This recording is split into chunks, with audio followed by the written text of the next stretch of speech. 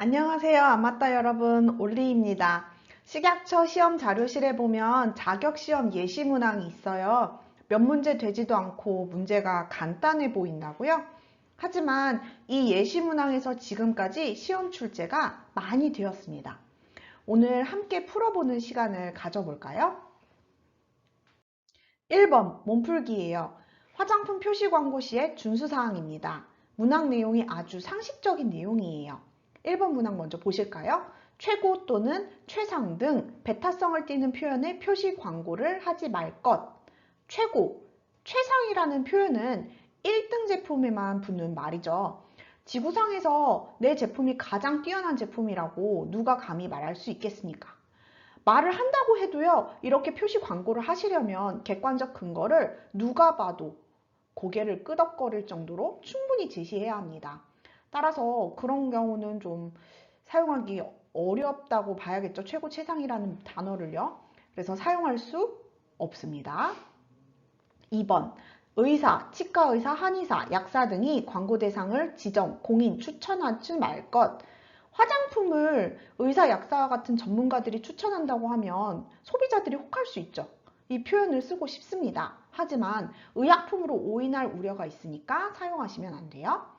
3번 국제멸종 위기종에 가공품이 함유된 화장품임을 표시 광고하지 말 것. 국제멸종 위기종을 단순히 아름다움 위해서 사용하시겠습니까? 이것도 당연히 표시 광고할 수가 없습니다. 1번에서 3번의 경우에는 표시 위반인 경우에는 각 1차, 2차, 3차, 4차 위반의 경우에 해당 품목 판매 업무 정지 2개월, 4개월, 6개월, 12개월입니다. 광고 위반인 경우라면 해당 품목 광고 업무 정지 2, 4, 6, 12개월입니다. 비교 대상 및 기준을 밝히고 객관적인 사실을 경쟁 상품과 비교하는 표시 광고를 하지 말 것. 자, 4번이 답이죠. 앞서 최고, 최상이라는 표현을 쓸 수 없다고 했어요. 하지만 경쟁 상품과 비교하면서 기준과 객관적인 사실을 밝힌다면 비교 내용을 표시 광고할 수 있습니다. 이런 건 홈쇼핑에서 많이 보시죠? 좌우 비교 사진을 보여주는 그런 경우도 종종 있잖아요. 사실 유무와 관계없이 다른 제품을 비방하거나 비방으로 의심되는 광고를 하지 말 것. 이것도 옳은 사항이기 때문에 역시 답은 4번이라고 결론 내릴 수 있겠네요. 5번 항목 한번 보실까요? 근거 없는 이야기는 광고에 실을 수가 없습니다. 그런데다 그 내용이 다른 제품을 비방하거나 비방하는 의도로 작성되었다면 더 그러하겠죠. 이 비방하는 행동은 1번에서 3번 항목보다 죄질이 나쁘다고 고려해서 1, 2, 3차 각 위반 시 표시 위반 및 표시 위반인 경우에는 해당 품목 판매 업무 정지 3개월, 6개월, 9개월에 처해지고요.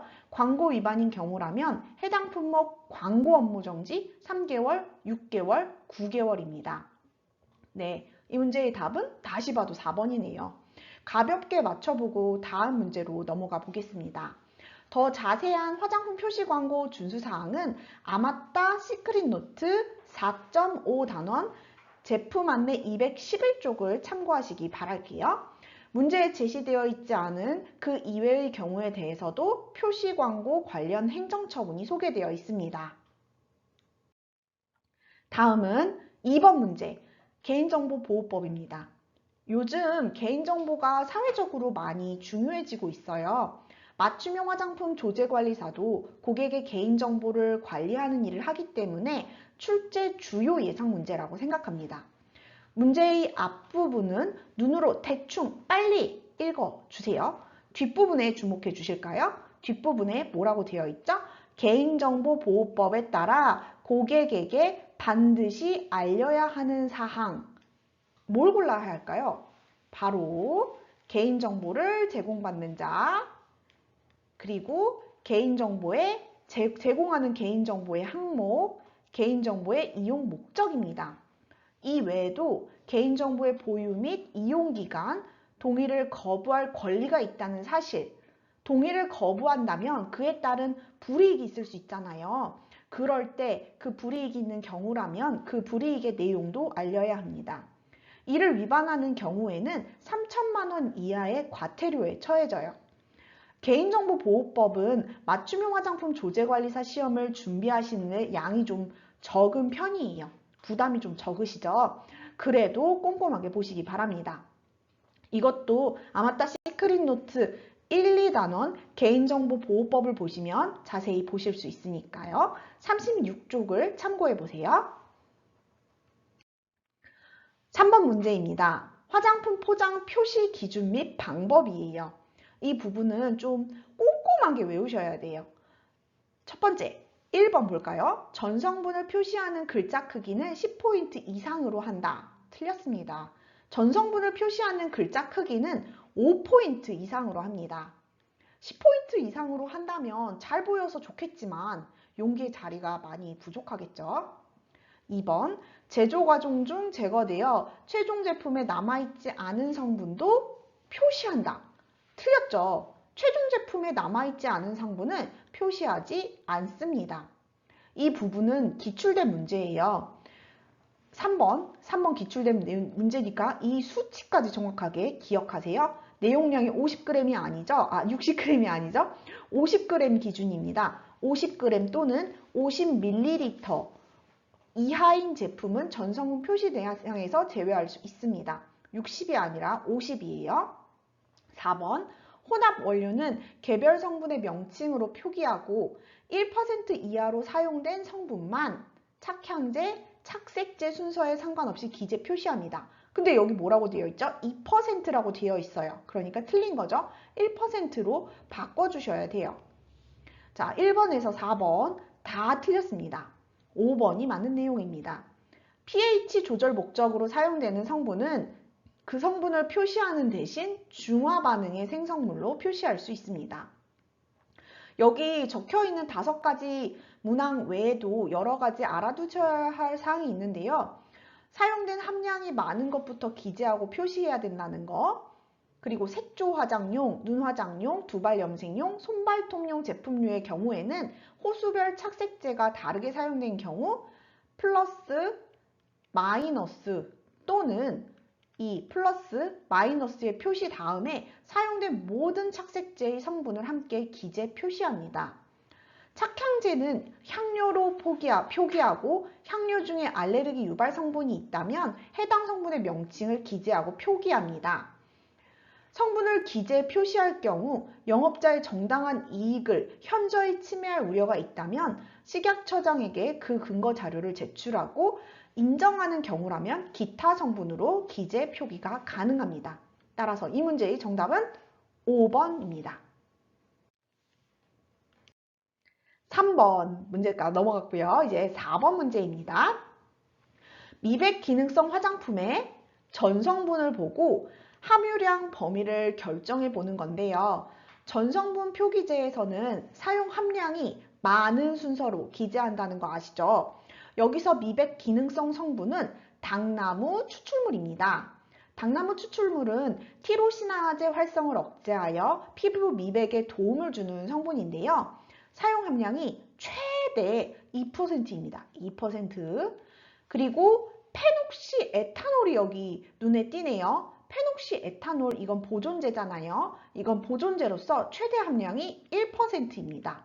따라서 문제에서 물어보고 있는 유추 가능한 녹차 추출물 함유 범위. 녹차 추출물은 지금 어디에 위치해 있죠? 당나무 추출물과 페녹시 에탄올 사이에 자리 잡고 있죠. 전성분 기재에서요. 따라서 이 녹차 추출물의 함량은 1에서 2% 함유했다고 말할 수 있습니다. 따라서 답은 4번입니다.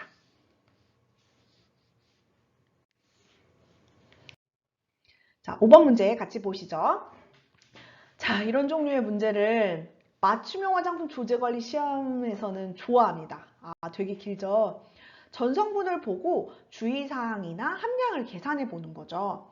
화장품 사용 주의사항 중 공통사항이 뭐죠? 머릿속에 떠올려 보시고 제가 말씀드릴 테니까 떠올린 내용이 맞는지 확인해 보세요. 화장품 사용 시, 사용 후, 직사광선에 의하여 사용 부위에 붉은 반점, 부어오름 또는 가려움증 등의 이상 증상이나 부작용이 있는 경우 전문의 등과 상의할 것. 맞죠? 이거 공통사항이네요. 보기 2번에 나와 있는 기억은요.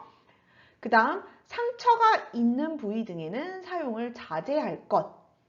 보관 취급 시 어린이의 손이 닿지 않는 곳에 보관하고 직사광선을 피해 보관할 것.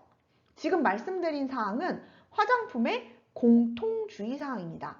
그게 지금 보니까 기억에 있네요. 그리고 또 어디 있을까요? 전성분과 관계없이 모든 화장품에 해당되는 내용이니까 일단 기억을 답으로 고르셔야 해요. 그리고 전성분 중에 중요 성분이 눈에 들어오는데요. 바로 살리실릭 애시드입니다. 살리실릭 애시드 많이 들어보셨죠? 이 제품 혹은 이거를 포함한 염류, 함유 제품들은 만 3세 이하의 어린이에게 사용하지 말 것이라는 주의사항 문구를 포함해요. 단, 샴푸 등 사용 후 바로 씻어내는 제품은 제외지요. 지금 보시는 5번 문제 제품은 필링 에센스이니까 이 주의사항 문구가 들어가야 해요. 그리고 문제에 보면 뭐라고 되어 있죠? 글라이콜릭 애시드를 5% 첨가했다는 표현이 나와요. 글라이콜릭 애시드는 아하 성분이에요. 아하가 뭐였죠? 알파 하이드록시 애시드 성분입니다. 이 제품들은 햇빛에 대한 피부의 감수성을 증가시킬 수 있기 때문에 자외선 차단제와 함께 사용합니다. 따라서 이 주의사항 문구는 씻어내는 제품 및 두발용 제품에는 제외지만 이건 또 씻어내거나 두발용 제품이 아니잖아요. 필링 에센스잖아요. 따라서 여기서는 D급도 골라야 합니다. 또한 아하 성분 함유 제품은 일부의 시험 사용하여 피부 이상을 확인할 것이라는 주의사항 문구도 들어갑니다. 추가적으로 알아주세요. 근데 여기서 어라? 하시는 분들이 있으실 수 있어요. 아하 성분이라도 주의사항 문구를 쓰지 않아도 되는 함량치가 있거든요. 거기에 5자가 들어가요. 근데 착각하지 마셔요. 아하 성분의 경우 0.5% 이하 제품이라면 햇빛 감수성으로 인한 자외선 차단제 어쩌고저쩌고 뭐 피부에 시험 사용 등등 내용 안 쓰셔도 됩니다. 하지만 이 문제에서는 같은 5자인데 0.5가 아니라 5%예요. 5%니까 이 주의사항 들어가야 하는 거죠. 문제를 얼마나 꼼꼼히 보셔야 하는지 아시겠죠? 함량까지 보고 외우셔야 해요. 결국 답은 기역, 디귿, 리을입니다. 그 외에 여기 니은에 보시면 알갱이가 눈에 들어갔을 때 물로 씻어내고 이상이 있는 경우 전문의와 상담하는 거 이렇게 되어 있죠? 그건 미세한 알갱이가 함유된 스크럽 세안제의 주의사항이고요. 미음 뭐 사용 시 흡입하지 않도록 주의할 것. 이 주의사항 문구는 스테아린산 아연이 함유된 제품으로 기초 화장용 제품류 중에서 파우더 제품에 하나여 이 주의사항이 들어갑니다. 비읍, 신장질환이 있는 사람은 사용 전에 의사, 약사, 한의사와 상의할 것이라는 내용이 있는데요. 이건 탈염 탈색제의 주의사항이죠. 그 외에 다른 주의사항 궁금하시다고요? 그런 것에 관해서는 아마따 시크릿 노트에도 나오고 여러분들이 가지고 있으신 개념서에도 나오니까 기억이 가물가물하신 분들은 꼭 다시 찾아보시기 바랄게요. 참고로 아하, 알파 하이드록시 애시드는 수용성 성분으로 물에 잘 녹습니다. 일반적으로 화장품에는 약 5에서 10% 정도 사용되고요. 주로 상한 우유나 과일에서 추출해서 과일산이라고도 불리기도 해요. 락틱 애시드, 글라이콜릭 애시드, 시트릭 애시드, 말릭 애시드가 함유되어 있으면 아하 성분이라고 봐주세요. 이렇게 한 문제 가지고도 알려드리고 싶은 내용이 참 많은데요. 다 시험과 관련된 중요한 이야기였습니다. 어떠세요? 1번에서 5번 지금까지 보신 문제 모두 기출되었냐고요? 네, 기출이 되었던 문제입니다. 그리고 앞으로도 또 기출이 될 문제들입니다. 꼼꼼하게 살펴보시고 꼭 좋은 결과 거두시기 바랄게요. 그럼 다음 마화조 시험도 아마따와 함께해요.